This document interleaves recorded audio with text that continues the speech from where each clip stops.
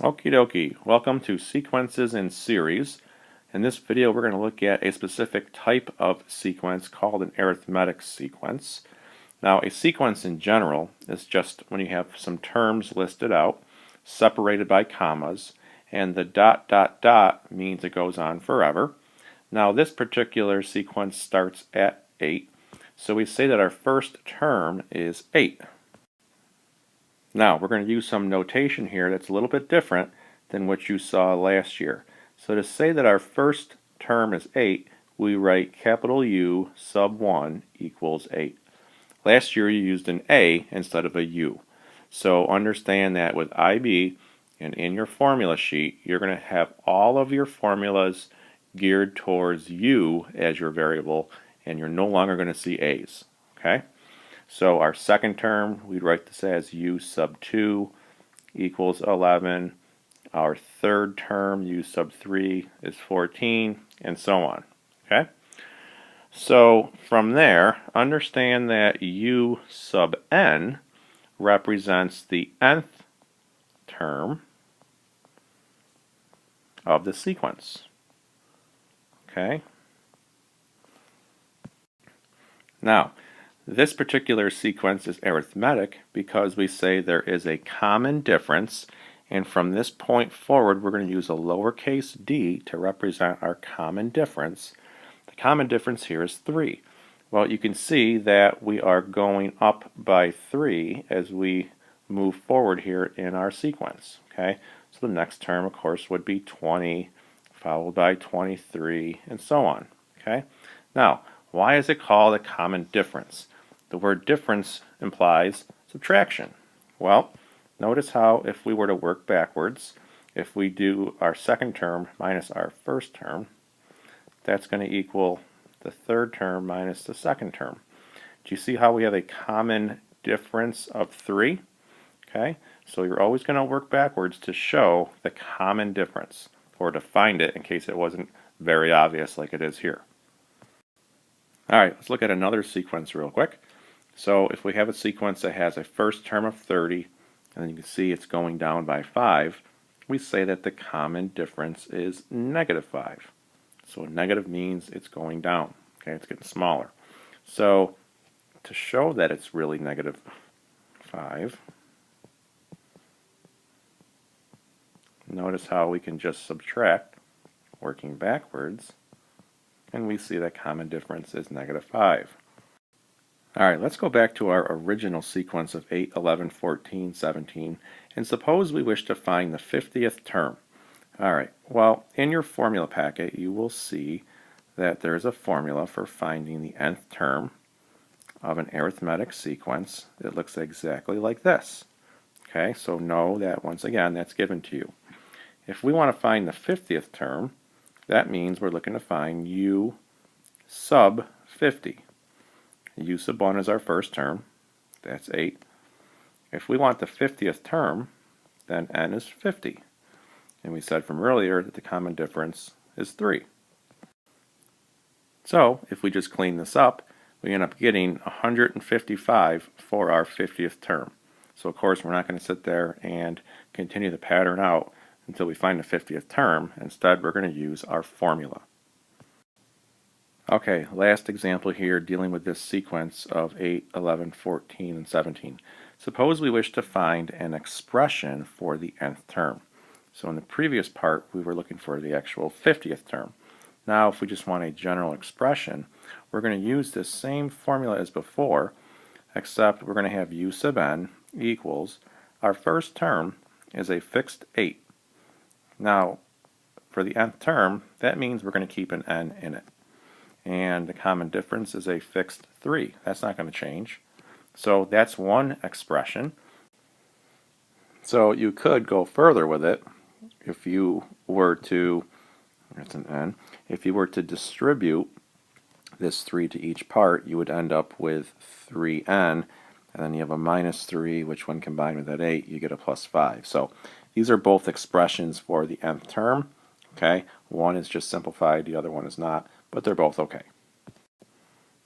And notice too real quick that if we wanted to find the 50th term, we could use this other expression, this 3n plus 5, and just do 3 times 50 plus 5, which of course would give us 155 again. So we already used the formula, but just understand that you could clean it up a little bit and write it as something that looks linear, such as 3n plus 5. Alright, in our next example here, we were trying to find the number of terms in this sequence. It starts at 84 and it goes all the way down to 12, and that's where it stops. Okay, so we're going to use our formula. This is our general formula for an arithmetic sequence for finding any term, or in this case, how many terms we have. So we know that our 84 is our u sub 1, and we can see that this is going down 3, so our d, our common difference, is negative 3. So this 12 here, we're actually going to put in for u sub n. Alright, and then what we're going to do is we are going to solve for n. So our first term is 84. I'm going to keep this with an n in it, and our common difference is negative 3. I'm going to put that negative 3 in parentheses so it doesn't look like we're subtracting 3. Okay, so from there, I would suggest that you subtract over 84 from that 12, then divide by that negative 3, and then add 1. So if you do that, you're going to get n equals 25 when you solve that basic equation. So what this means is that the 25th term, the last term, is 12, right? So first of all, n equals 25, that's how many terms we have. That answers the question, okay? But I just want to take a moment here and make sure you understand why we set 12 equal to u sub n. So if there's 25 total terms, then the 25th term, also known as the last term, must be 12, okay? So sometimes we think of this u sub n as the last term, okay? And we think of n as the total number of terms, okay? So we're really solving for n in this equation, okay? Okay, last example. We are told that u sub 9 equals 48 and u sub 12 equals 75. We want to find the first term, which is really u sub 1, and the common difference, which we know is d. So understand that u sub 9 equals 48 means the ninth term is 48. So if we were to just kind of think about what this is, 1, 2, 3, 4, 5, 6, 7, 8, 9. So the ninth term is 48, and then the 12th term is 75. Okay, so we're going to first find our common difference. Okay, and there's a couple different ways of finding our common difference. One way is to say, all right, how far do I have to go if the ninth term is 48 and the 12th is 75? Okay, so we can see that they're 3 apart. Okay, so really what's happening here in an arithmetic sequence is we have a constant rate of change. We have a fixed slope, fixed common difference. Okay, so to find that common difference, it's really just your change in u sub n over your change in n. Kind of like your change in y over your change in x. So, in other words, if we were to do 75 minus 48 to find out how far apart those numbers are, and then divide it by 12 minus 9, if we do that, we're going to get a common difference of, let's see, it would be 9. Okay? So, another way of getting that 9 is to say, all right, hang on, u sub 12, my 12th term, all right, right here, my 12th term, that is equal to my 9th term plus, think about how many common differences we would need. All right, we would have to add on 3 of whatever the common difference is. So we'd have to add on 3d. So u sub 12 is 75, u sub 9 is 48, plus 3d. Well, notice how you're going to end up subtracting over 48, which is what we did up here, and then you're going to end up dividing by 3, so you're going to end up getting d equals 9.